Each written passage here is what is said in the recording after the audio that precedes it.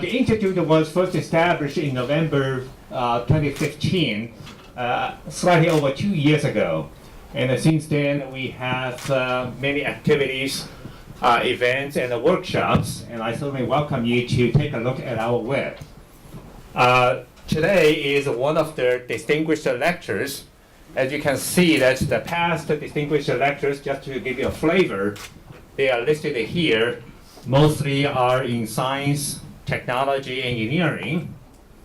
I want to scroll down to the very first distinguished lecture. It's in fact started by one of our guys in operations management, operations research, George Shandikuma. George stayed also in the audience. And later on, about a year ago, I started this idea of having a sub-series called Frontiers in OROM, basically to promote our field. And since then, we had speakers like Avi Mandelbaum.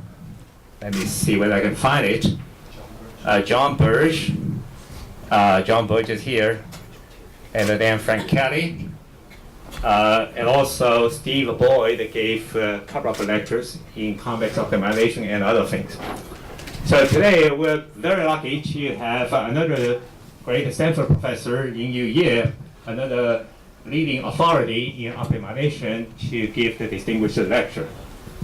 And also I'm very happy to have my friend Dan Lee, who recently moved from CHK to join CityU as chair professor, to chair this lecture as well as the discussion. So, Professor Lee. Okay, thank you very much, David. I feel very honored to have this opportunity to introduce Professor Yinyu from Stanford. We all know Professor Ye is a world-renowned leading scholar in optimization, operation research, and management science. He is currently the KT Lee Chair Professor of Engineering at the Department of Management Science and Engineering at Stanford. He is Inform's Fellow.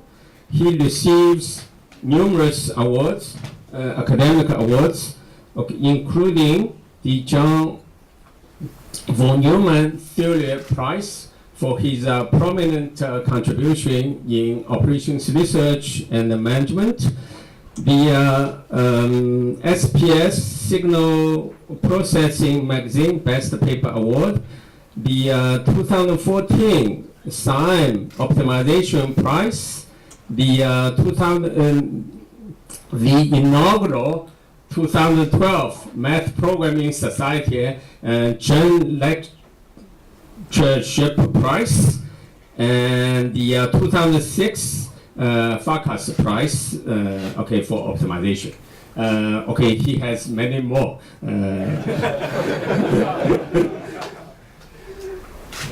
He is the chairman of the Technical Advisory Board for Mosaic, one of the major commercial software for optimization, and he has led many groups for various projects, including Boeing, American Express, Oracle, AOL, 49ers, and many others.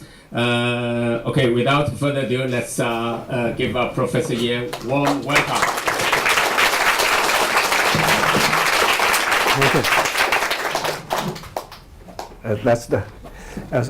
Thank you, David, and also Dan for the introduction. I just feel honored to give a talk here. Is that a works? Okay, good. So I come here for this Hong Kong Palms HK and also give a talk. So David very kindly and give me such an honor to give a talk here. I chose this topic. It's called the recent algorithmic developments for the Markov decision game process. To be complemented to the talk in the Palm. So I thought about what kind of topic to choose. So as people do research in this area for 30 years now, I feel the research, basically, I saw many young people. I saw two types of research. One is just to chase the fashion, okay? Whatever is popular, you get in and,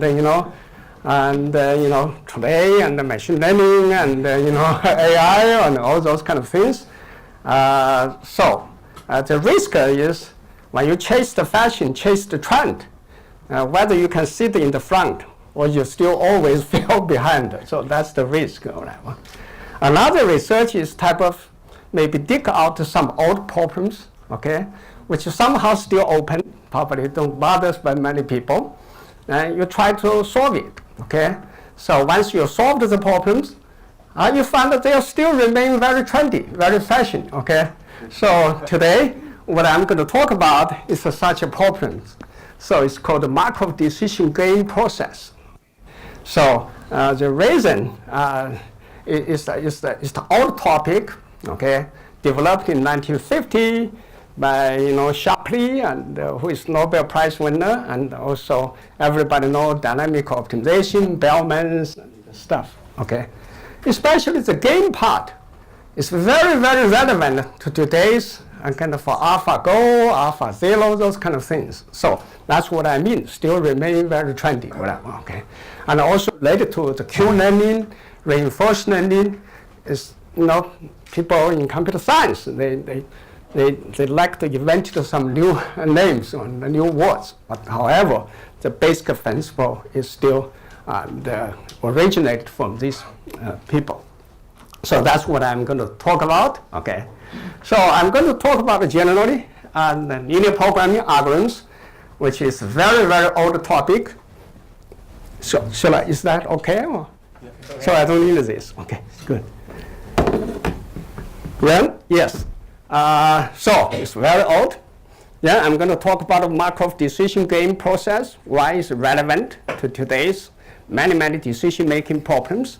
Then I talk about what's the new development in the simplex and the policy iteration method. Probably the simplex policy iteration method it works for linear programming, but it's extremely popular and for Markov decision process.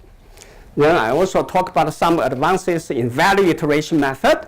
Then I'm going to talk about the further result, Miract, and also some open problems. Okay, so if you're interested in solve open problems, you can jump in and try to solve them.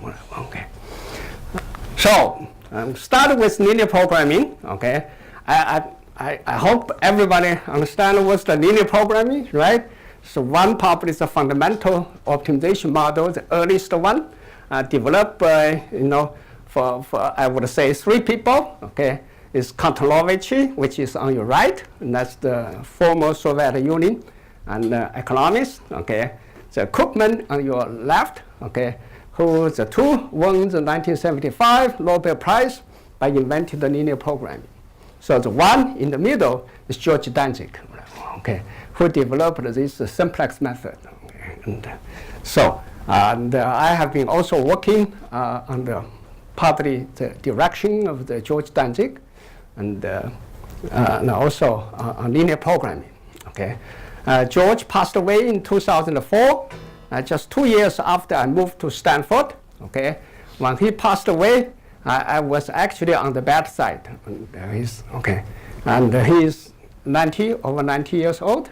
Okay, who invented this beautiful and simplex method, which I heard remains, the probably 10 of the most popular algorithms and, to solve mathematical problems. But I stayed with George for quite some time, and he's not happy. He's not happy because all the results on simplex method are negative. Okay, so people construct all different examples to show the method is exponential, and Danzig rule and all different rules, started from 1973, and who have these Clementi problems. It's just if you check the publication side, the research side, all the news, all the theoretical publication result on simplex method, most are elective. Almost virtually everything is selective. Okay, basically, people create, when simplex is general framework. You can have a different pivoting rule. Okay. So once you have a new rule, people come out with example. No, this is an explanation. Then you have another rule, people come with another example. So George was bombarded by all this active news. So he's very, very unhappy, I can tell. So when he passed away, he really was hoping to have some good news on the simplex method. Why he's hoping? Why he believes that's true? Because simplex still remain one of the most popular methods in practice. So that means our theory does not explain algorithm in a good way, or our analysis is to fail behind. Okay? So what I'm going to do is, I'm going to finally tell, at least for solve Markov decision problems, there was a big good news for simplex method. Okay? Actually, you can theoretically prove not only this is good algorithms, but you could prove it's a superb algorithms. Okay, so that's one story I like to tell. Okay, so this is the simplex method. So minimize and some linear objective functions subject to linear equations, linear inequalities, or the decision variable has to be non-negative. So everybody probably knows. Okay, so A is like M by M matrix. Okay, in this case, N is bigger than M. So you have more decision variables than the number of equality constraints. And objective coefficient C basically is also just a vector. So it's very, very simple. Okay, this is usually we call the standard primal LP problems. Okay, variable is n-dimensional vector as well, and then whose value each component has to be optimally decided. Okay, LP itself. It is data-driven problems, okay? So whenever you have a different data, A, B, C, you have a different optimal solutions or different values. So somehow, people now use linear programming not only for static ABC, but more dynamic or sequential ABC. So you have to solve them very, very fast, okay? So that's going. So come to the simplex method, geometry. And the linear programming is just a polyhedron. Okay? In two-dimensional space, it's just a polygon. Okay? So the purple area, that's your feasible region. You have your objective direction or contour. So you want to push your objective function, stay in the constraint set, which have highest values. Okay? So this is a simplex method, which is invented by George Danzig. Just move from this vertex to vertex, okay, extreme points to extreme points.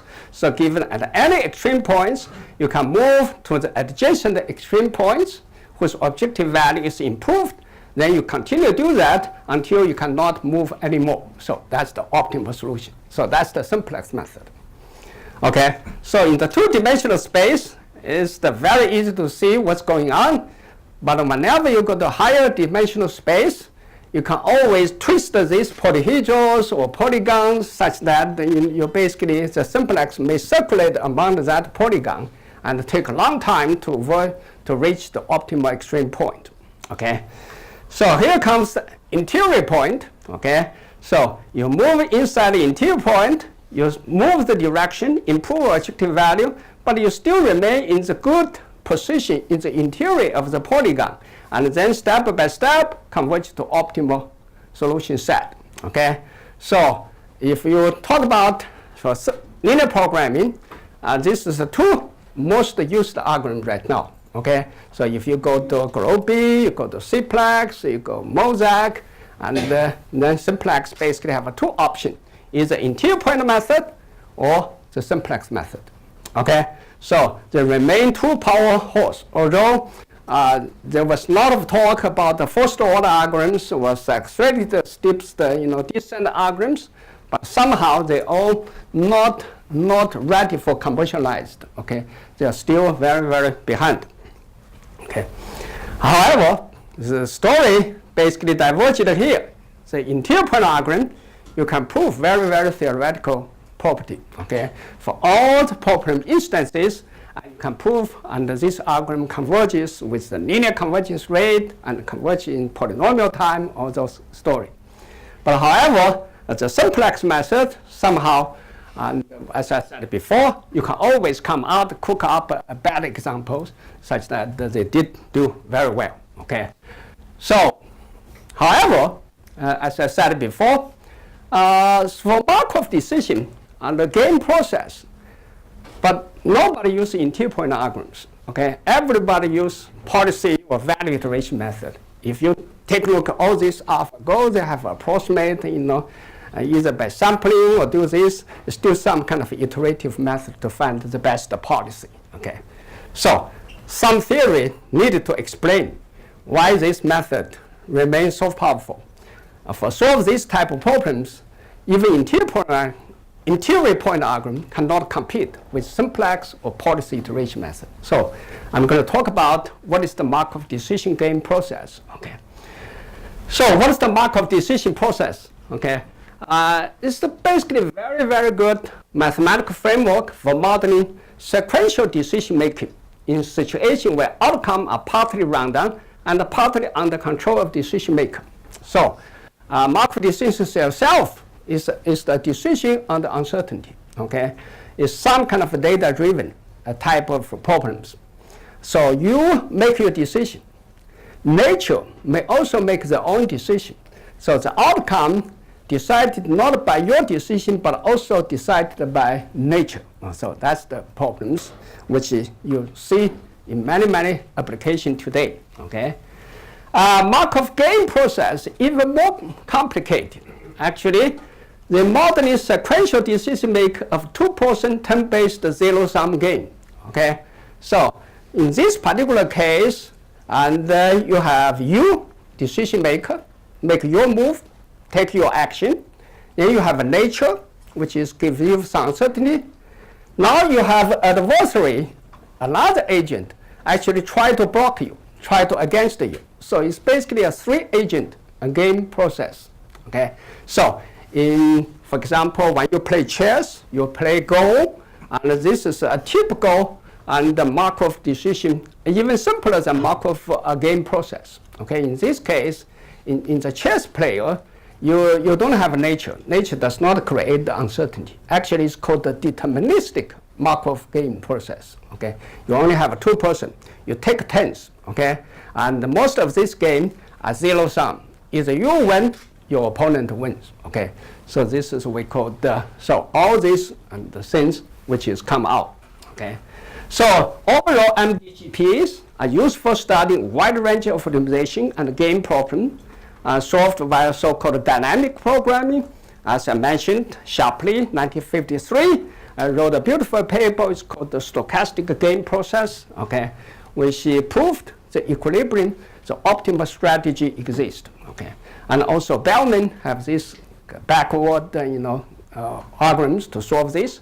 Most of these algorithms under exact information, and you'll be able to do it. Okay, modern application, just to say, and the most most used in machine learning is called reinforcement learning. It's based on some set of Markov decision process. Okay, and all this AlphaGo and AlphaZero is built on from the Markov models and they take a two-person and a zero-sum game. Okay. I'm going to give a very, very simple toy example just to show, of course, the real game and the real process could be much, much more complicated than this. But here I'm just giving a very simple toy to illustrate what's the methodologies. So you have state 0, state 1, state 2, state 3, state 4. Okay, so this is called a termination. Okay, this is the finite termination game. So it's just like every game have the termination state. Okay, so 0, state 0, you can call it the agent 0. Have two actions. Either go red, take this red actions, or take the blue actions. Okay, and then state 1 also can take red actions, also take blue actions. Okay, so when 0 take red actions, for sure he's going to enter state 1. Okay, so this is called a deterministic state actions. Okay, when 0 take blue actions, you have 50% go to state 2, 25% go to 3. 1/8% and go to fourth, and another 1/8 go to the termination state. Okay, so this is a nature which is try to play the turns. Same thing for state 1, you can take a red, go to state 2, take a blue, then you have a 50% go to 8 to 3, and another 25 go to 4, another 25 go to 3. Okay, so usually each of these action associated called immediate cost or reward. Okay, so in this particular case, this have a 0, 0, 0, 0. All they have a 0, but here you have a 1 put over here. Okay, so if you take once you enter the state number 4, you have to take these actions. Okay, then you pay. Let's say you pay $1 million. Okay, for taking the red actions, take these actions. Now your game is over. Okay, so the whole process. And then once you do this, you can think about the with edge action come back again. You play this game repeatedly, become an infinite horizon game. Okay. So the question is, you can think about each of these agent is try to put some monies. You can think about the state number 4 is the tax collector. Okay, so you put your own money. You want to somehow enter the retirement without paying the $1 million tax. So that's your game. Okay, so for this particular case, then you want to say what's the best strategy? At each state, which action should I take? I can avoid this $1 million tax. So that's the game. Okay, then you repeat again, repeat again. You may have a discount the future monies each time when you do this. So in this particular game, I can, state 4 is basically become the only one action state. You have to take these actions. I can simplify this by a little bit, create this transition state. So basically 50% go to here, 50% go to here. Immediately he said 50% go to here. I'm just simplifying the representation of that game. But it's the same thing. Each state have 2 actions, except the state number 4 have to take these actions. The question is which action I should take such that I enter the final termination state, go to retirement, very happily avoid that $1 million tax. Okay, so what's the strategy? So which the action? We show the red, red, red, and the blue. Everybody see this? So that's called optimal policy or optimal path. So for MDP, each state should take a winning actions. That winning action for each state forms the so-called optimal policy. Okay. So the problem is, for more complicated, can you easily identify what's the optimal policy to minimize the infinite horizon discounting? You can think about it. You play it again and again. So in this case, this is obviously optimal. Take a red, take a red, take a red, and take a blue. You have a 0 cost. That has to be optimal. Whatever. So this is which is the MDP need to do. Okay. So what's the game? The game is different. So this state partitioned into 2 groups. One group is try to avoid this tax. One group is try to maximize the total cost. Okay. So in this particular case, you can imagine there was a game. Okay, 3, 4 actually belong to one group. They want to take actions, try to make sure you pay the tax. Okay, and 0, 1, 2, 3 is the agent, such that try to avoid that paying the tax. Okay, so in that particular case, so if 3 and 4 to maximize, what's the winning action for 3? You must take the red, right? You want to make sure he will never go to blue. Okay, so that's the action which 3 would take. So 3 take a red, and 4, of course, no choice, go to there. Yeah. Then what about 0, 1, 2?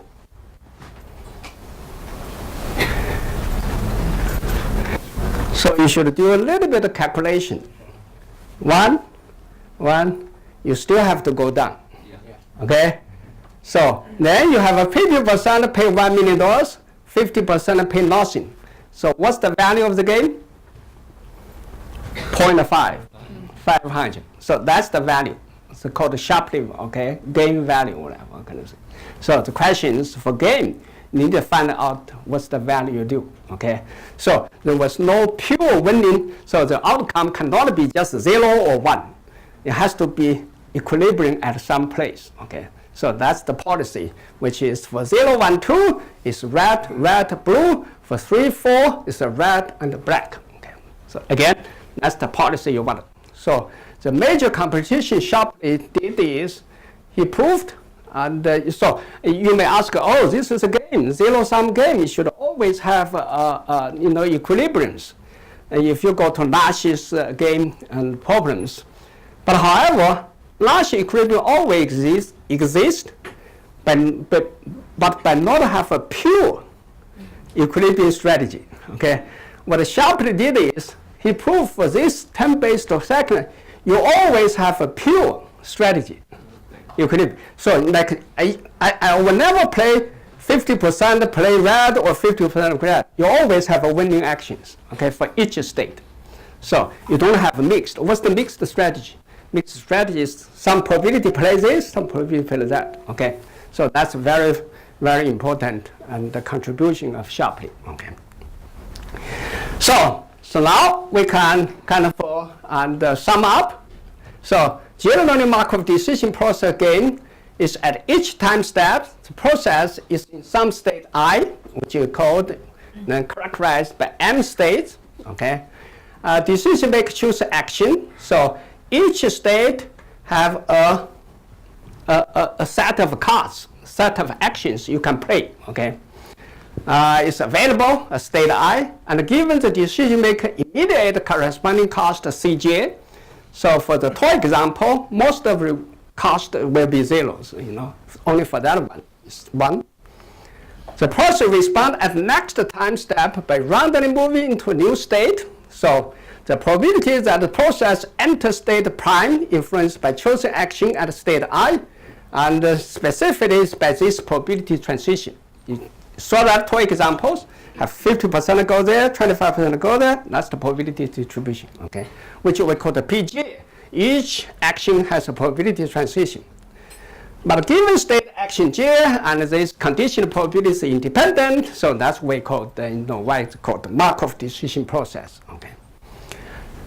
So the policy, each state have a winning actions.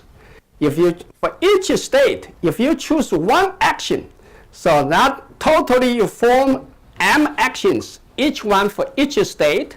So that's called a policy. Okay. So this is always choose, which is called the pure strategies. Okay. Decision. That's called the stationary policy. Okay. And that also associated. Once a decision policy is chosen, then you have a so-called associated state values called value to go, whatever. So if you study Bellman's and the formulation, there always is the middle reward, future cost, and then you choose the best, whatever.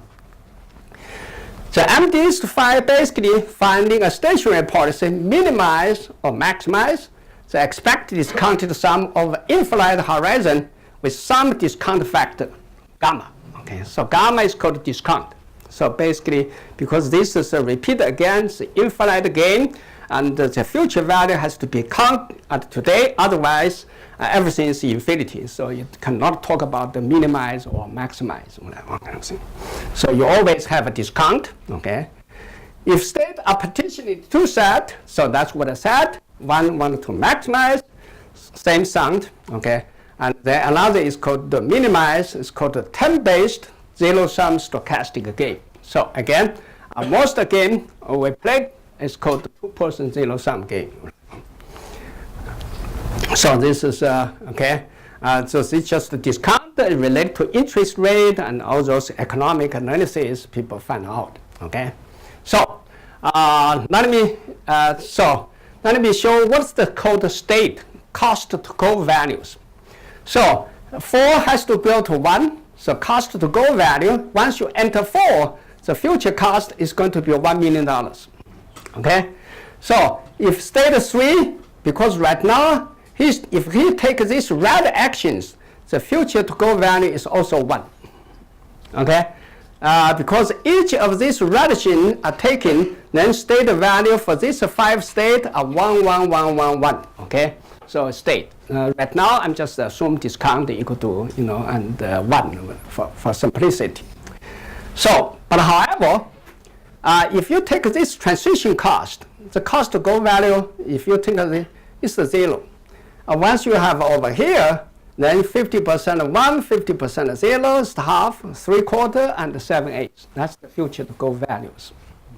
Okay? So you can easily compute what's the cost to go value. Once the policy is specified, basically say, and what's the future. Besides 0, you pay 0, but the future you have to pay 1. You pay 0 here, but in future you have to go to 1. So each of these have a cost to go value. It's called 1. That's called, okay. So in this particular case, and then you can see this policy is not optimal. So we already said. What is the optimal cost to go value? How to identify?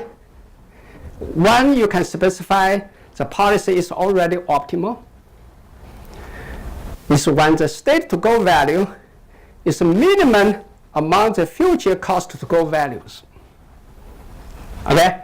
For example, this is not optimal because this is equal to 1. But if you take, there have 2 actions can take.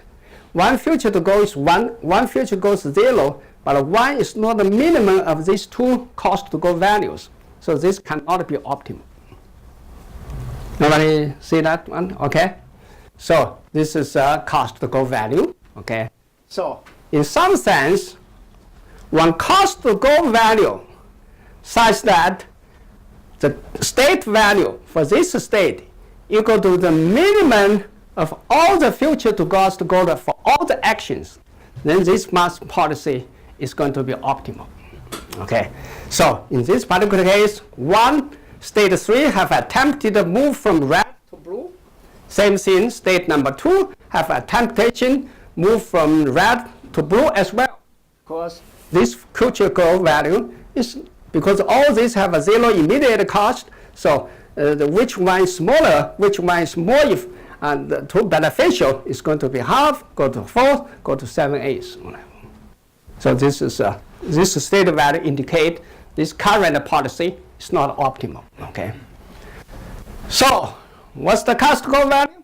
Then you can think about cost to go value is to find a fixed point such that the state i's value equal to minimum among Cj, that's the immediate cost, plus gamma, that's discount, times Pj, that's the probability transition when you take J actions, times the future to go values. So if y, this is the true, this is for all the J, which is action among those, for this toy example, is either have 2 actions, blue and red. Okay. If this one is the minimum among all those actions, if this is true for all the I, then this is going to be indicate the policy should be already optimal. Okay, so then pi I, what is the policy? What's the action? Action is just the argmean of these values. So which actions gives the smallest value? So that's going to be the policy. Okay? Okay. So what's this? This integral y is a fixed point of this operator. Okay? So you have to find your y. You plug in for any given y, you have an output. If you plug in a y, the output is itself for all the I, then you find the optimal cost to go values, and the policy must be already optimal. So, okay, MDP actually is finding such a fixed point. Okay, and so for the game, you want to find a fixed point for one set. This is the one to want to minimize. such that y star is the minimum among all the actions for each I such I in the group you want to minimize. But however, yi star is the max of this operator for all the actions controlled by I for I in the group who want to maximize. Is that clear? Okay, so this is a fixed point. Okay, so I said, I'm just fortunate to work in the operation research. I know David working on stochastic, and Shang-Jie, and also Griego, and a lot of applied probability. I'm working on optimizations. In the past 30 or 40 years, we see something comes very fashionable and very goes. But I do find two fixed points in all the research area in the operation research.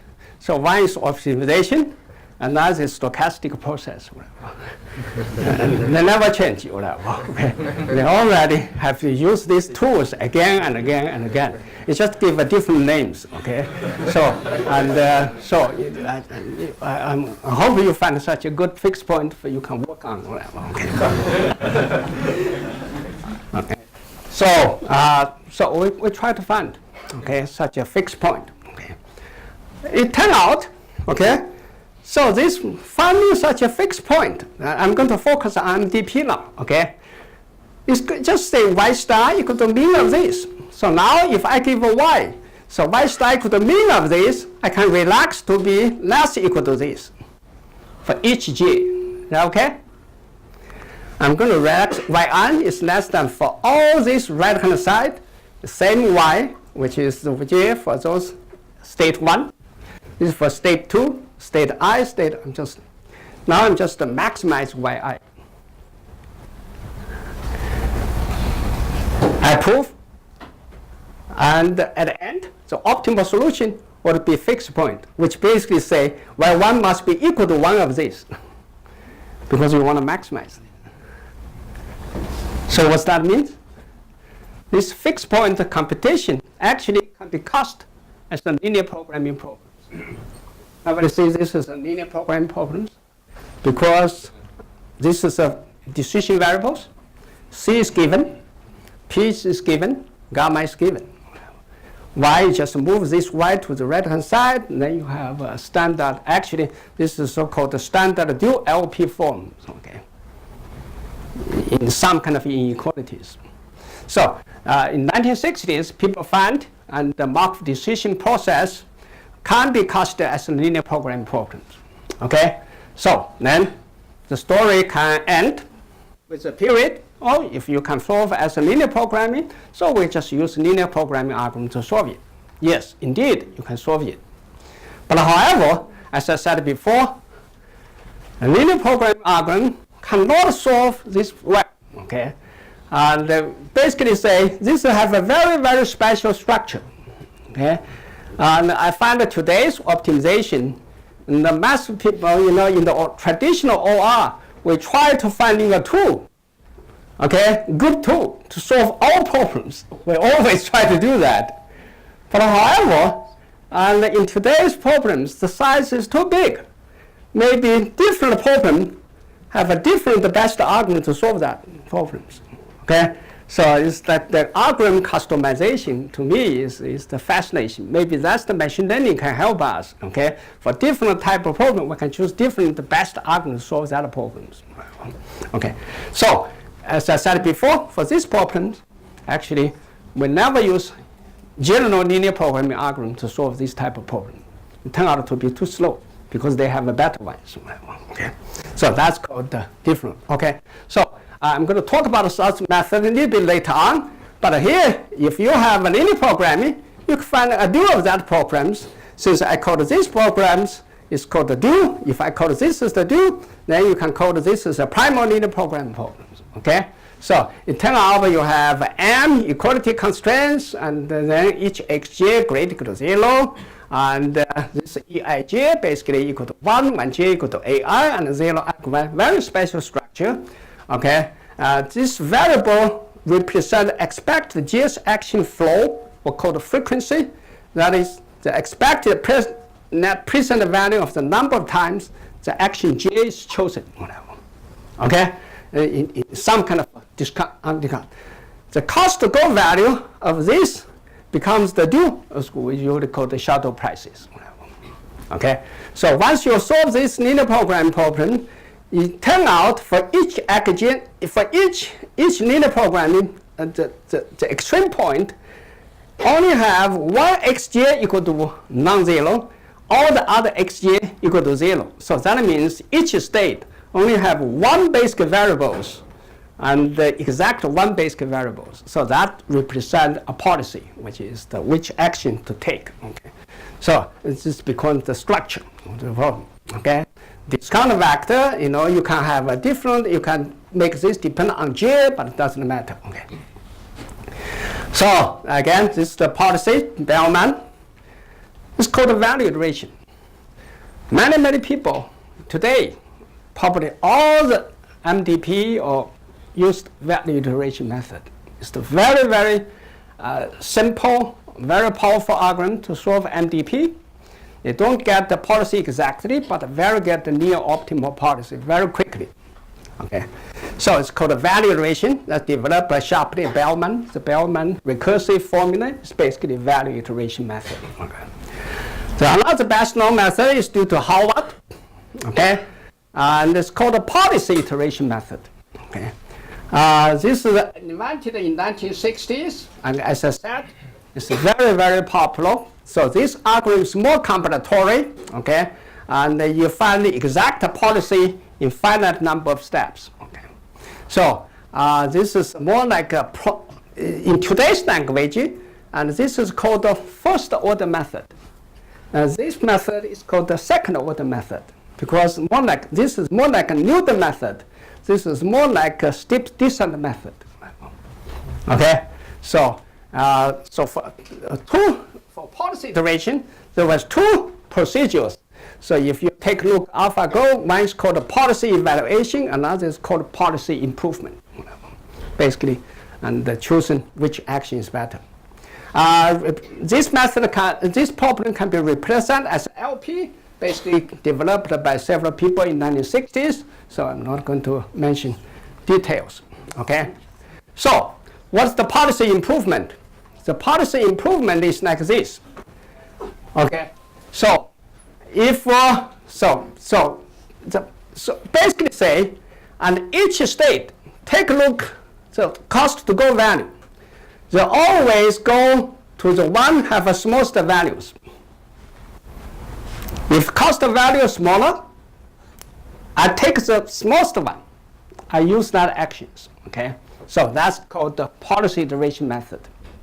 So in this case, state number 3, state 4 have no choice, take this. State 3 either take red, of course take blue. State 2 say 1 half is smaller, take blue. And this is take blue and take blue. So this is called a policy iteration method. So I'm going to use red means the action are taking. Okay. So now they take a red, take a red, take a red, take a red. Okay. So what's the new cost to go value once you take a red, and go down? So you have 1, you have a 0. So this one equal to half, this one equal to 1/4, this one 1/8. That's the policy improvement. Okay? So compute this value is called the policy evaluation. It's the new evaluation. What's the cost to go value? So now it's gone, go down, go down, go down, and go down as the value, as the policy now. Is this optimal?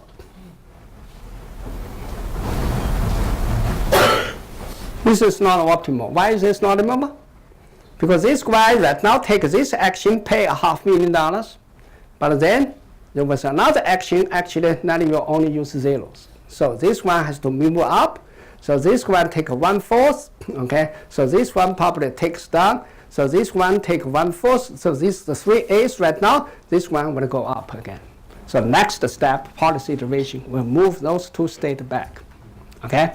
So this is called the policy iteration method. So each state, they only mind their own business, okay? whichever cheap action I can take, I take that cheap action, which is very, very decentralized, okay? Very, very, and in such a way. And so that's why the policy iteration method can be implemented in a very, very decentralized and a distributed way. Okay. Simplex, what's the simplex? The simplex method is basically you can only switch one action at a time, okay? So that's the typical behavior of simplex linear problem. You only switch one variable, go out or go in, whatever. So this is that. So there were, of course, as I said, simplex have many, many different rules. One is called smallest index rule. It's like under some lexicographic and this ordering. So because if you go back to these pictures, so state 0 can switch, make an improvement. State 1 can make switch, make an improvement. Every state can make a switch to make an improvement.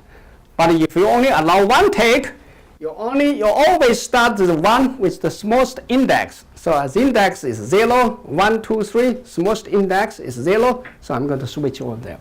Okay, it's called the smallest index rule. So in this case, okay, I'm going to compute the state value still 1, 1, 1 and 7/8. And that's the new. So again, red are action are taken for each state, and this is new cost to go value. Again, this is not optimal.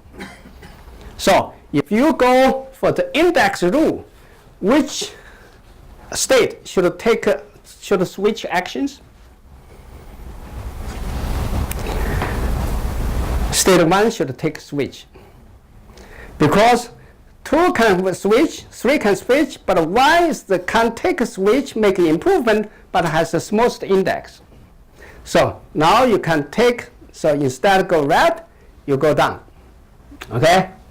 So once this go down, this becomes 3/4. Then this is still 7/8. So this becomes 3/4. Then next, the smallest index rule, which one to switch? 0 again. Okay, so when you use index rules, you can, whenever the previous one make a switch, the early one has to make a switch again. So how to reach optimality? Take a 2 to the power 1, 2, 3, 4, 2 to the power 4 step to converges. So that's the example to show simplex method. It is exponentials. Okay, if you use these rules. Okay, so that was one of the examples to show simplex method is bad under this index rules. Index rule is the rule very popular for lexicographic to anti-cycling rules, those kind of things, rules. Okay, but however, for MDP, this rule is not polynomial. What is the another one? It's called the Danziger-Grady rule. What's the Danziger-Grady rule? Danziger-Grady rule, take a look at this. I'm only select one state switch, but I want to select the state switch give the most benefit. So what's the state to switch? Which gives the most improvement? Number 3, correct? Because they can improve by the differential is 1, right? This differential is like half, this one is like 1/4, this differential is 1/8. So what's the cost to go value now? If I make this a switch, again, red are action to take. Now you have a 0, this becomes 0, this becomes 0 again. Everybody see that? This is 0, this is 0. 0 is the smallest between 0 and 1/8. 0 is the smallest, this 0 is the most between 0 and 1/4. This 0 is most between 0 and 1/2. Okay, this 0 is between 0 and 1. What does that mean? This is a fixed point. Yeah. Okay, so that's policy. It is optimal. That's what we expected. Okay, so simplex greedy rule. For this toy example, converge to one step. Okay, so is this just a coincidence? Actually, later on we prove simplex rule is basically George Danziger rule. Actually, have a generic property to solve these problems excellently, okay, super efficiently. So that's the proof, okay. So that would be make George very happy. Unfortunately, he already gone. Okay, so and so what's the okay? I don't know how much time I have. 10 minutes. Yeah, 10 minutes. Okay. Yeah. Basically say there was several theoretical results, as I said. Some only for C, most and I don't want to go to too much. One is called a polynomial time algorithm. Another is called a strong polynomial time algorithms. If a polynomial time is a good algorithms, strong polynomial algorithms, the excellent algorithm. Okay, just for simplicity. This is just not okay. Okay. So I'm going to verify with this. Okay. As I said, even for Markov decision process, most of these algorithms are selective, and you can always smooth index rule. I already show. Okay, is exponential can be okay, and also undiscounted finite horizon and average policy is horizon, and some other pivotal rules exponential, Friedman entity examples, other pivotal rule, whatever rules. Even for solve MDP, you can show them exponential whatever. Okay, either for undiscounted or for something. Okay. However, okay, as I said, the dilemma is the policy iteration method, including the simple policy simplex, has been remarkably successful. Okay, most of them are widely used. Okay, so this is and I think part of our research, especially if you do the theory side, I think it's good to give good algorithms or good models. Okay. Some theoretical foundations or explanations, even for today's neural network, people are still waiting for some theoretical justification or proof. And okay, so this is as I said, this is small open problems. Okay, it's not big open problems, and have been try to understand why policy iteration is so efficient. Okay, why? And so people want some kind of a theoretical justification. Okay, so once you have that justification, when people use it, they have a peaceful mind. Because that's what the research is about. Neural network is wonderful, but if you have a theory proof, oh, it's universally wonderful, and it's robust, then you have you do. Okay, so this is okay. So I'm just saying, okay, the classic simplex method. But you have to use the Danziger pivotal rule. If you use other pivotal rule, as I said, for that the problems is going to be exponential. Whatever. Okay. Starting from any policy, terminate in m minus n. What is the m? M is number of state. N is total number of actions. Okay. Divided by 1 minus gamma log m squared minus gamma steps. You can start from any value policy. Non-optimal policy. You must be able to reach policy bounded by this number of steps. This is only switch one state at a time. Okay? So what's this? It's more like a quadratic in dimensions. Okay? So the proof, turn out, what that means? That means if gamma is fixed, if gamma is a constant, okay, could it be 0.99, could it be 999, whatever is constant. What's this? This is so-called strongly polynomial time algorithms, which is the number of steps only depend on dimensions, but not depend on the data. Okay, you can have a crazy data, some probability 0.99999, some probability 0.0001. Usually that create a very large bit size for those strange numbers, whatever. But however, this algorithm does not depend on this, only depend on the decision. Okay. So that means this is strongly polynomial. Moreover, they proved this is by my postdoc there, Hansen, which is from Denmark, and Mr. Rang, his advisor, another guy from Israel, Civic. They proved the policy iteration method actually terminates in m divided by 1 minus gamma log m divided by m log. So what that means? Everybody still know what's the simplex iteration method and the policy iteration method? Policy can switch multiple state, okay, at the same each round, and the simplex only switch one state at a time, okay, and they actually converge in linear time. If you ignore this, actually this is what people observed in practice, okay. Simplex will never go beyond some constant times the n total action steps, okay. So that basically settle. The proof, this is published in ACM, and just 1 or 2 years after that, this result, but the proof is more or less, and I used some key lemmas and from that first paper. So that settled this question. Indeed, policy iteration, even simplex method, are excellent algorithms. If discount, because everybody uses discount anyway, so it's constant.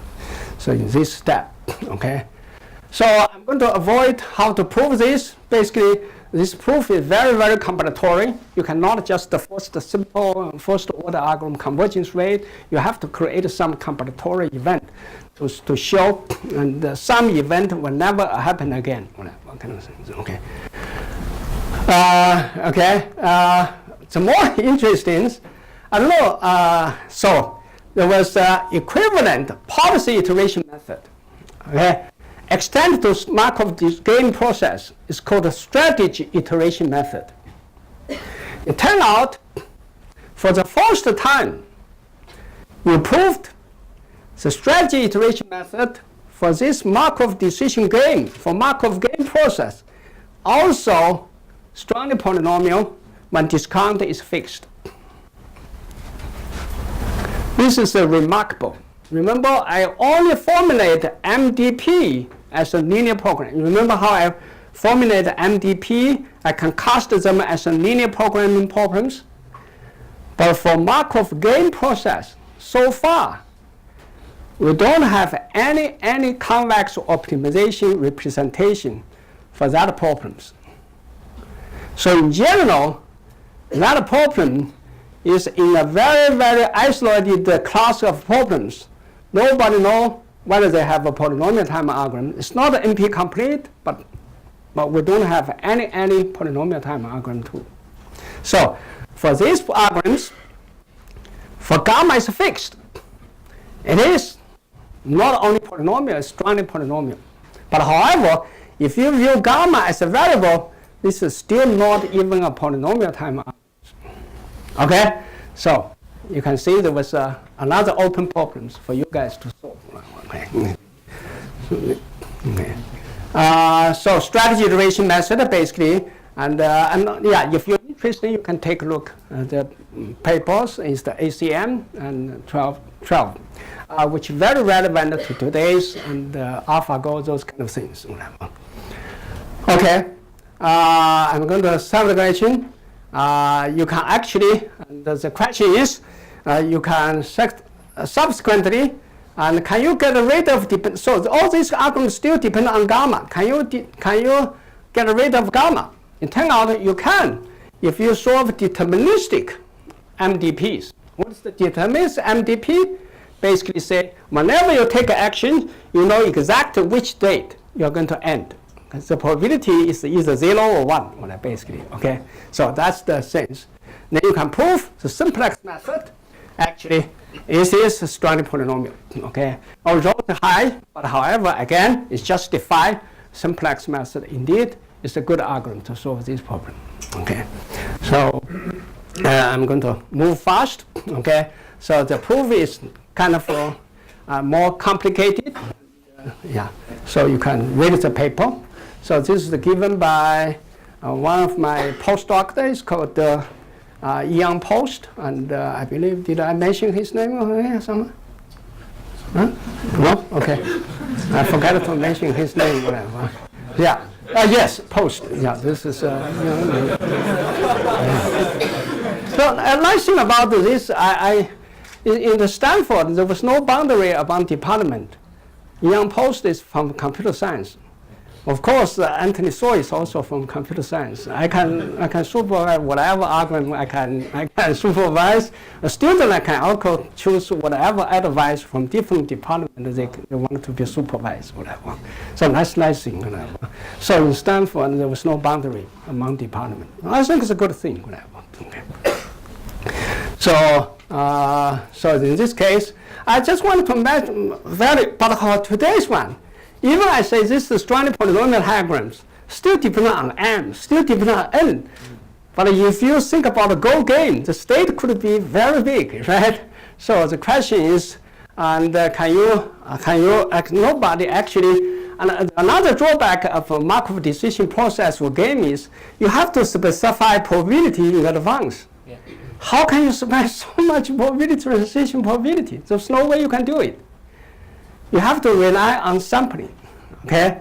So you have to do all these kind of things.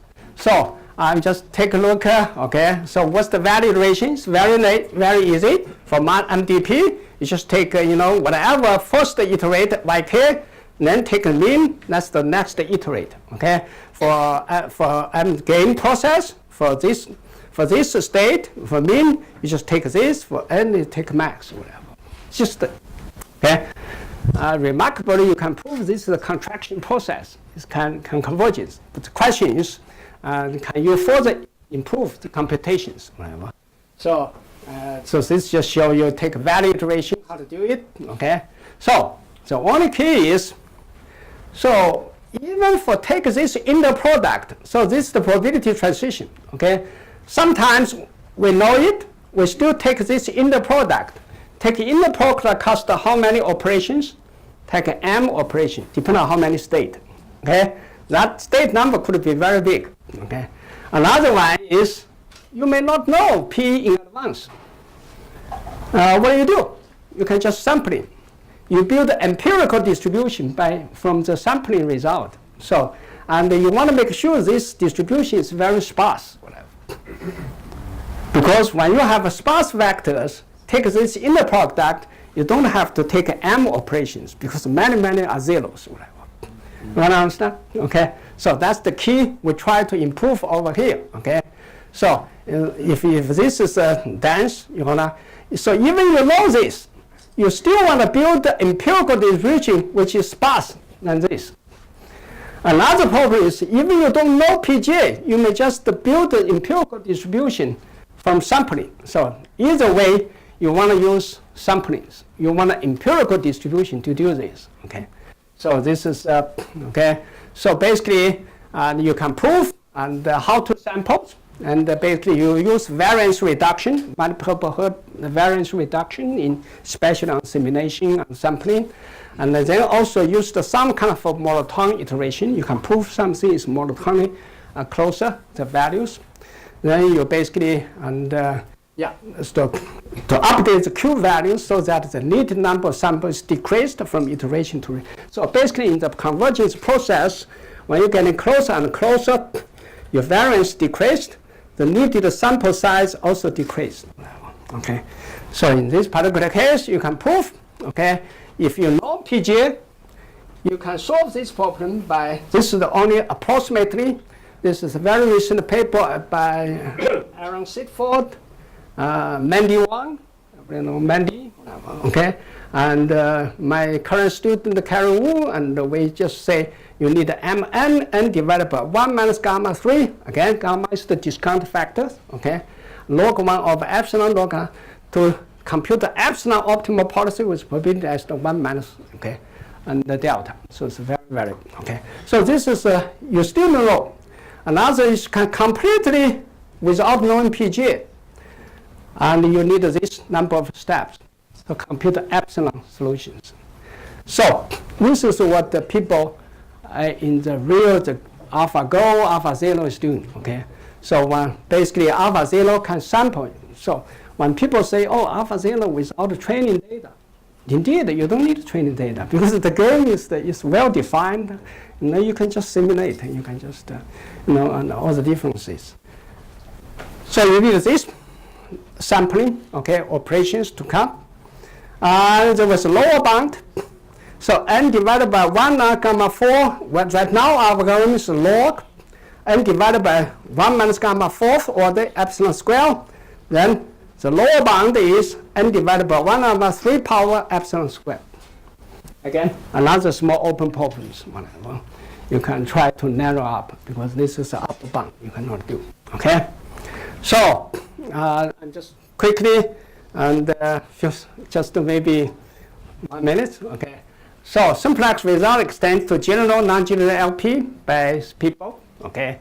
It turned out, and there was a type of LP problem. Simplex indeed are going to work very well. Okay? There was renewed exciting research work on simplex method. Okay, many papers. I'm going to start. This is another. So yeah, we have a paper which has not come out, and we think maybe use approximate PI method, policy iteration method. The early paper we used the value iteration. We achieve a near optimal sample complexity. Basically, we try to remove the gamma to the power 4. To the H3, whatever. Okay, so that's the optimal ones, but we don't know yet. We're still checking to see if I have a bug in the proof, whatever. But you can work on that same time, whatever.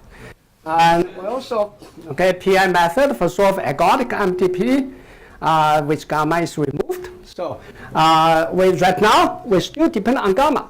If there was no gamma, what can you do?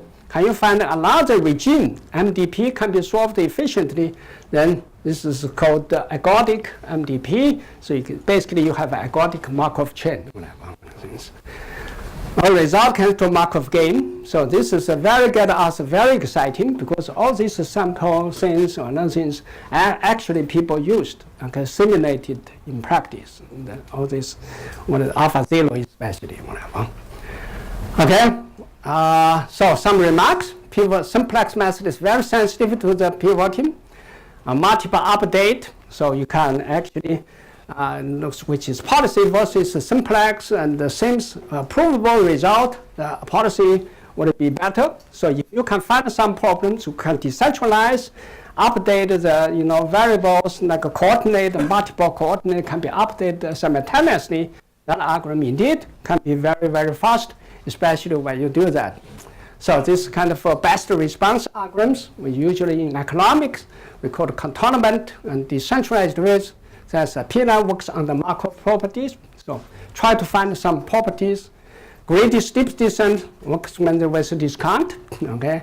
Dynamic sampling of action each state to deal with large number of action each state. So right now, and our sampling, we didn't do action. We still, for each action, we need to do samples. The question is, can you reduce the sampling for actions? You reduce the basically action space. And also dimension obviously reduce number of states. So there's still many because so even we prove that this is a linear algorithms, it could be still very too big. Okay, so can you somehow shrink the size of actions, some action, because the final policy only take one winning actions.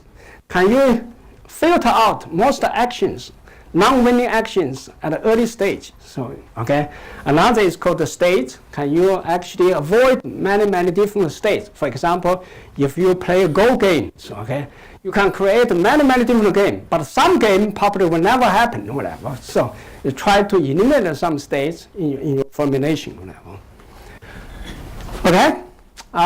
So here's the couple of small open question on 9 MDP. So right now we basically solve all the problems, but many problems you have to decide, you have to pay cost, and is there some kind of online MDP decision-making problems? Okay. Is the policy iteration method a strong polynomial for deterministic MDP? Okay. So we proved simplex method is strong polynomial for deterministic MDP, but we cannot prove policy iteration method is strongly polynomial. So that's the intriguing factors. Generally, policy iteration should be faster than the simplex method, but we can for deterministic MDP we can only prove simplex is strongly polynomial. Okay. So here's the big question: is the simplex type of method a strongly polynomial for deterministic MGP. Remember what we did? Ian Post proves the simplex type method. It is strand polynomial for deterministic MDP. Can you extend that analysis to MGP? So that will be resolved big open questions. So right now, this type of problems, we don't know whether they, even for deterministic MGP, whether they have a good algorithm or theoretical provable good algorithms, still open questions. Okay, maybe try in, you can do it. One kind of take a look. Okay, is the MDP algorithm which times p-task for the general MGP? Even for MGP, Markov game process, we don't know. Here is the big open question, strand polynomial diagram for MGP regardless of all our names right now still depend on gamma. Remember that? Can you totally get rid of gamma? So we get rid of gamma for some specialized like deterministic MDP, but we still don't know whether we can get rid for general MDP. Okay? Of course, that's the big question, is the strand polynomial diagram for LP. Whatever. Okay? So those problems, as I said at the very beginning, those open questions may seem not relevant for today's fashionable research trend, But however, as I said, you can chase the trend, okay? The risk is whether you can always on the top of that trend, okay? Otherwise, it's still like a tail, does not help you much, whatever, okay? For your tenure or something. Another thing is, if you do things, take more risk, try to solve some open questions. Even they're not probably, but they're still good theoretical questions. As a researcher, you have a different taste, different style to research. You can fit what's the best you fit and try to make contributions. Thank you very much.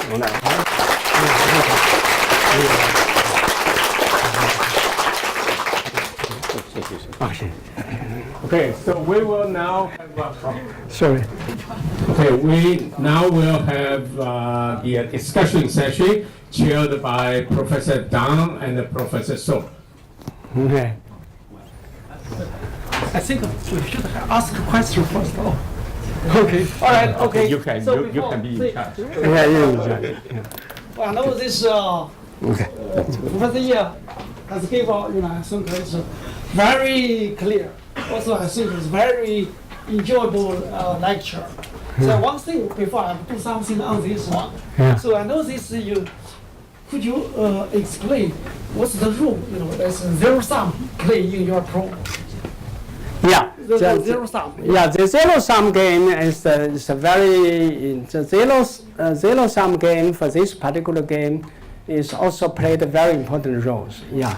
So in general, if non-zero sum game, is even harder, whatever.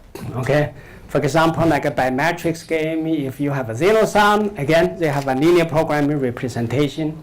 So that can be solved as a linear programming or a convex optimization problem. I saw Stephen Boyd my friend give a lot of talk on convex optimization. But however, non-zero sum, again, nobody know. There was no convex optimization representation. It's like, it's a very hard problem. So, yeah. Okay, so Yeah. when you talk about the non-zero sum game, suppose for zero sum biometrics game, Yes. can this one be extended to it? Yeah, zero sum game. Biometrics game. Biometrics game. Yes. Biometrics zero sum have a linear program representation. Yes. Representation. Yes. Non-zero sum game called the biometric. So basically, you have a transpose. That's the zero sum game. Yes, Yeah. yes. Then you So can. you all get something like Yeah, you can. strong results. Yeah, you can get a strong result. Strong For result. zero sum, usually you get a Okay. strong. But for this one, this dynamic game, sequential game, we still don't know. Even the zero sum. Okay. Yeah. Yeah. Yeah. As myself is doing something closely related to today's lecture. It's more about equilibrium and fixed points, as Professor Ye said. So you have so you have fixed points. So like two type of work, two type of equilibriums I'm looking for. One is Nash equilibrium, and its refinements. The other one is market equilibrium. So all this today's lecture, so something I hope see which one day, well, you see here you do not okay go. So it's John Nash, Nash equilibrium. As the Professor Ye said before, you do not expect to get a polynomial time algorithm. If you get one, you prove T is equal to NP. Yeah. So even for bimetric scheme, non-zero sum bimetric scheme. So then another one, see, we have this Nash equilibrium. Then we try too many Nash equilibrium.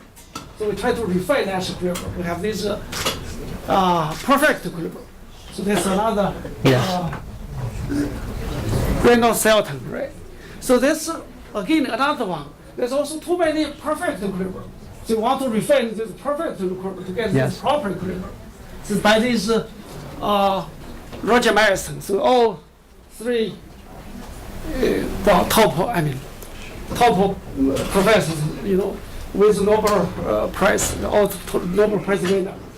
So what I would like to ask is, see, I give these concepts, just say Nash equilibrium. There's something like this, the Nash equilibrium. So you can see here. So then this is, you can see this game, we have these two Nash equilibrium. So you give this game, so which equilibrium you want to play? This one, right? So perfect equilibrium simply limit this one to only have this one. Okay, that's the Selton himself, explain why he introduced this traveling hand perfect equilibrium. Eventually, this equilibrium concept plays a very important role in we call extensive form game. So which we have a new concept which is called the traveling hand perfect equilibrium for extensive form game. Another one that was based on this, by Richard Kripps and Robert Wilson proposed the sequential equilibrium. So you want to find, you formulate the extensive form game. You want to find how to play this game, or at least use the game to predict what are the results. So you say sequential equilibrium. Okay, skip this because not many. We do not have much time left, right? Okay. Okay, this will be the formal definition of perfect equilibrium. In fact, Selton proposed the concept, but he didn't give a mathematical definition. Yeah. So Roger Madison, in fact, formulated the definition. Okay, so this we saw this. I will skip this. Okay. So that's another one. See what you see here, proper equilibrium. So we have this. For this simple game, so we have three Nash equilibrium, two perfect equilibrium. So obviously you want to play this equilibrium. So proper equilibrium. Okay. See. Well, that's the. See, Madison also gives this definition. So eventually. So you can see this one is proper equilibrium. So again, see, to compute this equilibrium is very difficult. So I hope today's idea from Professor Ye's lecture will motivate us kind of something like to do some kind of iterations. Instead of use right now to find this equilibrium, we have to use homotopy method. That's a fixed point problem. Usually for fixed point problems, which has no convex structure. So whatever you do, you to prove, you will convert, your algorithm converts to a fixed point. You need a kind of like a homotopy structure, which will help you define a path. You follow the path to the problem. So, but with this today's lecture, I think we'll have some possibilities which maybe by properly tuned, iterations, which are able to reach our equilibrium. So another topic which could be, like Professor Ye already said, which we have this stochastic game, has many applications, which has many applications in industrial organization. So you see, a few economists work on the empirical applications. They formulate stochastic games. They also define they call Markov perfect equilibrium. Right now, for this game, Even there's no algorithm able to say prove the algorithm, say provable algorithm, which converge to a simply a Markov perfect equilibrium. So that's probably something I want to, well, after this, say, Professor Ye's lecture, hopefully someone, so you eventually say, well, get an algorithm which works for this problem. Yeah, thank you. Yeah.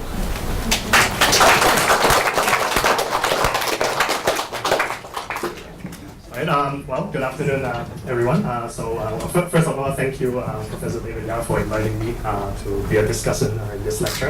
And thanks, Professor Yi, for this wonderful lecture.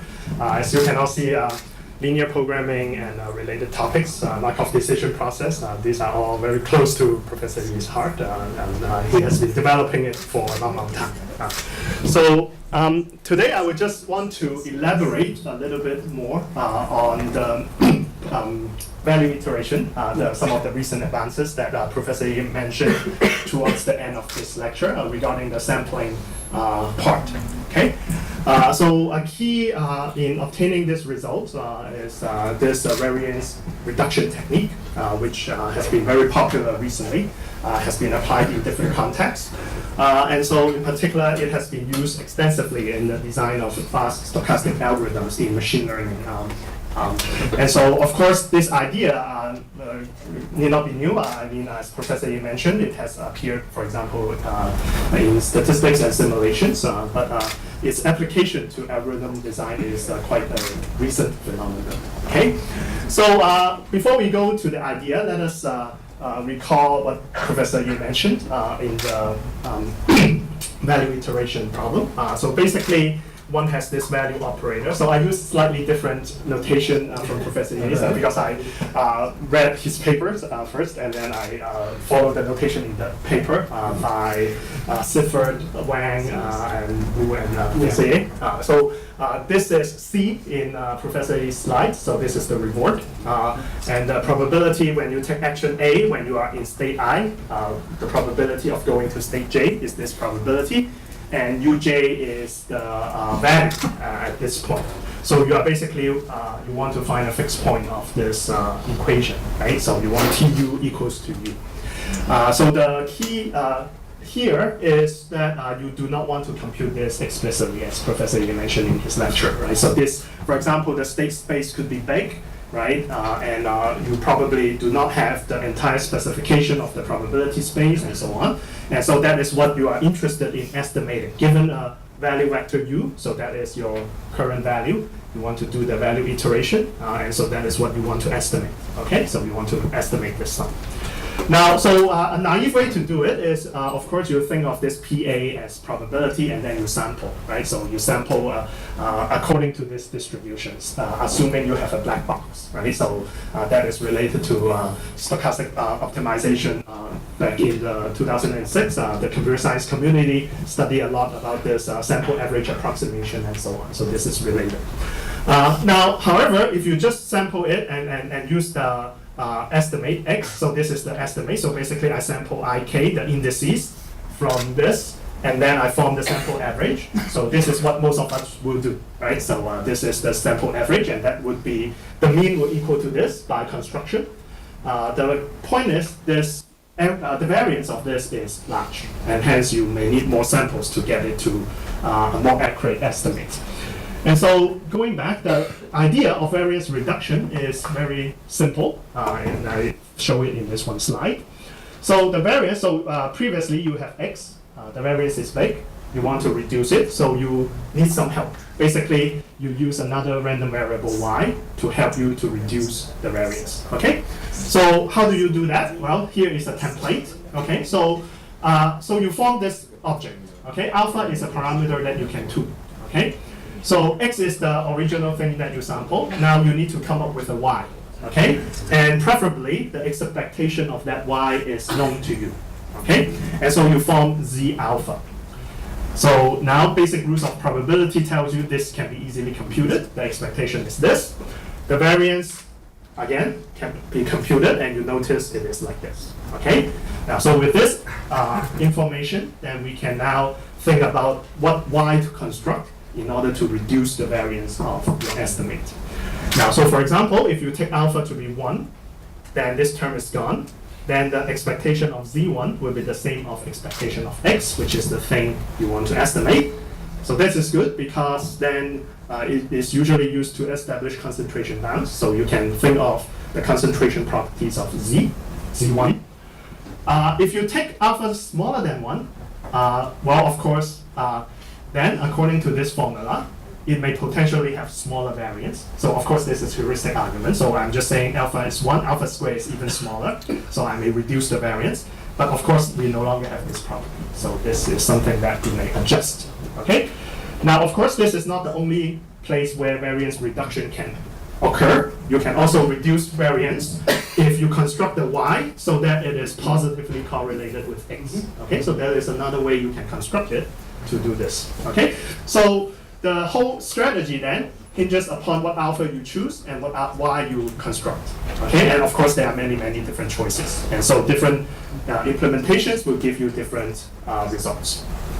And so in Professor Yi's recent paper on the variance reduction for value iteration, this is the y they choose. Basically, you pre-compute for a fixed v0, so you just try a fixed v0. So regardless of what it is, just try it, and then you sample.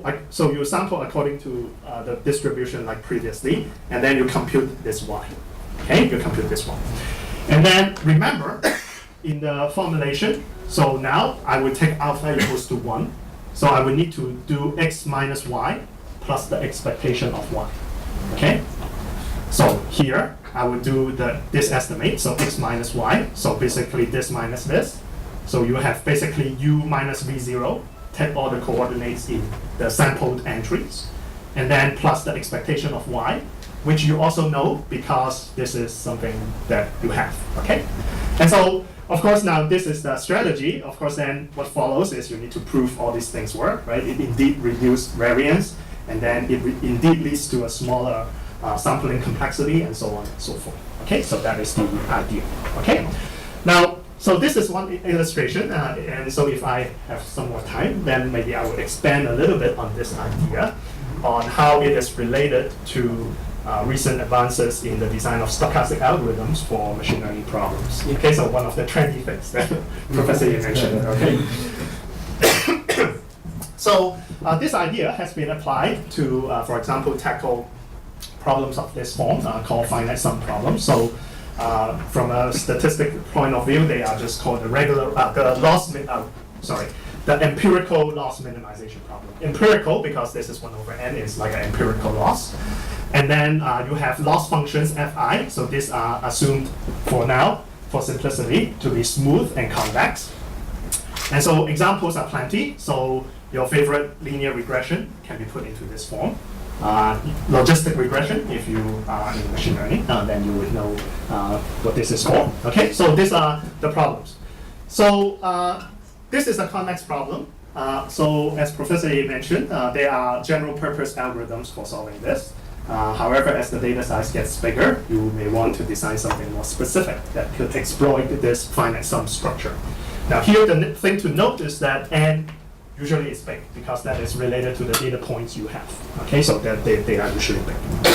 Now, so what are the algorithms? So in Professor Yi's lecture, he mentioned several algorithms. So here is just a brief recap of what they are. Gradient descent is the most straightforward. At the current iterate, you take a negative gradient step if you are minimizing, and then that is the steepest descent direction. Okay, and as Professor Yi mentioned, that is also related to the value iteration, right? So now the problem with this is when you compute the gradient, you need to compute the gradient of each of the constituent functions, which could be costly when n is big. Okay, so that is usually the argument with people. Stochastic gradient descent, on the other hand, basically you sample one of the indices. Basically, you take the gradient of not all n terms, but only one of the terms, and then perform your descent. Okay? So if you compute the expectation, it has exactly the right expectation. It is exactly the gradient. But as you can imagine, there are n terms. You are only choosing one of them, so the variance must be huge. Okay? And so the convergence usually is slow. And in fact, in order to guarantee any convergence at all, step sizes typically need to be diminishing. Okay, so as you run more and more iterations, the step size goes to 0. Okay, so that is again contributing to its slow convergence. Now, so how do you apply the variance reduction idea that I showed you earlier, right? So what are we estimating in the SGD? So we are estimating the gradient, okay? And what is the random thing that we use to estimate this? Well, it is exactly this. We sample an index and then estimate the full gradient. So that is your x, okay? So what y should we use, okay? In order to reduce the variance of this estimate. Again, that is the question. Now, so again, following the idea that I mentioned earlier, so this is also the idea presented in Professor Yi's paper, not in his lecture, but in the paper that this is all about. So basically, you find a fixed x tilde, and then pre-compute, and then use this y. Basically, compute this estimate. Again, compute the sampled gradient at the ik function, the gradient of the ik function, and then compute the gradient. And then again use this x minus y plus expectation of y as your estimate of the gradient. And so you will get this form of the update. And so this is actually the core idea behind this very recent paper that basically starts a lot of the recent frenzy on this subject, which is this paper by Johnson and Zhang, which coined this the SVRG, stochastic. Is that Tenzang? That is Zhang Tong. Tenzang. Yeah, Zhang Tong. That's the Tencent. He is in Tencent, the AI lab director. That's correct. Yeah. So right. So then he coined this the stochastic variance reduced gradient method. Okay. And so here is the whole algorithm. The core part I have already described. Basically, to ensure convergence and good properties, you need to change this x tilde so often, right, in a regular interval. So that is why in regular intervals, you update this x tilde that you use to form the y, and so this will be made to work. Okay. So convergence guarantees for this can be proven under fairly general assumptions in the convex case. For example, with this so-called error-bound condition, one can prove the method converges linearly. So basically, it decays like constant to the power k, where the constant is smaller than 1. Okay. In case you wonder what this error-bound is about, right? So you notice this is the distance to the optimal solution set. Given a point, how far am I to the optimal solution set? This is on the left-hand side. If you think for a moment, this is a quantity that you cannot compute, right? Because if you can, then you already solved the problem, probably, right? And so you cannot estimate in general. So what I'm saying is I want to use a so-called residual measure to approximate the distance. Now, what is the residual measure for this? Well, this is just, what is this problem? This problem is just minimizing f. That's for simplicity, minimizing f. What is the first order optimality condition? It's just gradient equals to 0. So when I am gradient equals to 0, I'm optimal. So the question is, if gradient is not 0 but small, am I close to the optimal set? And the error bound says, if you have such a property, if your gradient is small implies you are close to the optimal solution set, then you can prove the linear convergence of this. Now, a moment of thought should convince you that this property needs to be proven and does not hold for all problems. Suppose you have a very flat objective function, your gradient can be very small, but you can be very far from the optimal, right? So you need structure. So this is how we also exploit the structure in this. So this is a part of the result in our recent paper, so you can refer to this if you are interested. There are also extensions to the non-convex case. After people finish with the convex, they extend to the non-convex case. And these are 2 recent papers in machine learning conferences. I would say, in general, the results in these papers and the algorithms are not as useful as in the convex case because they deal with quite general non-convex functions. And general non-convex functions can be, well, quite wild, okay? And so without exploiting further structure, again, these algorithms and their analyses have their own limitations, okay? Now, so what kind of non-convex problems you can exploit some more structure? Now, here is another class which could be of interest. And that is minimizing the same thing, but now you restrict yourself to be on a manifold, okay? Now, so this is no longer necessarily a convex problem, especially if your manifold is not convex. So why are we interested in this kind of problem? So for example, if you take a look at a very popular statistical analysis tool, the PCA, right? So you can formulate it like this. So suppose you want the top, let's say n eigenvectors, right? So you can formulate, so here is x transpose AX, you minimize or maximize the trace of this, subject to the x because it has to be eigenvectors, so it is normalized and orthogonal to each other. So you automatically have this kind of constraint, so the orthogonality constraint, so-called. Right? So even if this is convex, even if this objective function is convex, once you restrict it to this manifold, it is no longer convex. Okay, so this is a class of non-convex problem that could be of interest. Now the key issue is when you do SVLG, you need to think about how to generalize this update, because now if you just do the plane gradient, you may run out of the manifold. Okay, and so this you need to take care of this. Now, so since time is limited, I won't go through the details. Basically, you need to dig a little bit deeper into the manifold structure, talk about the tangent spaces at the manifold, but there is a way to do it. Actually, there are multiple ways to do it. Some are more efficient than others. Okay, so there are some choices, and once you make the choice, you need to also make sure you can prove something about it. All right, so of course, coming up with the algorithm is usually easy, and you can run it and try it, but proving something about it is usually more difficult. Okay, so we find out a way that is more efficient to do this, and so the results are also presented in the two recent papers of ours with students. One is focusing strictly on quadratic optimization, like the PCA problem, but analyze it basically to death. Okay, so basically all the behavior around critical points we understand.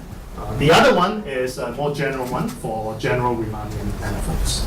Okay, so that is all I have. So thank you.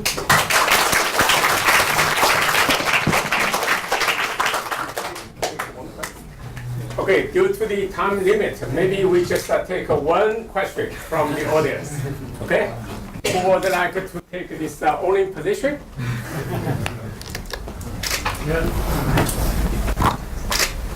We have one question. Yinyu, yeah. So the results depends on gamma. Yes. What's the intuition?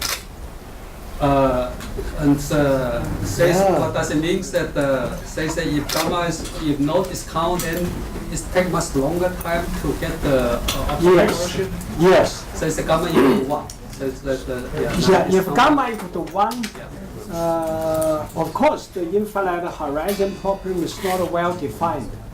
Not what so says now the m is finite, right? Number of pure is finite. Yeah, if finite horizon, Yeah, so finite m equal to horizon. 1. Yeah, That's so right. when m is finite, so what's Yeah. the problem? So- What's the discount problem? Yeah, we do have a finite horizon, right? And there was actually the more related problem is called the average Markov decision process. So instead minimize objective function, you minimize 1/t, the t period things. Yeah, it's called the average. So basically, unfortunately, for quantity iteration or value iteration, they already have exponential examples, which is cannot solve them in polynomial time. So there was no hope. So you can prove policy is polynomial for those problems. When gamma is variables, basically. So the second paper I mentioned, which is with the Young Post, is try to address that question.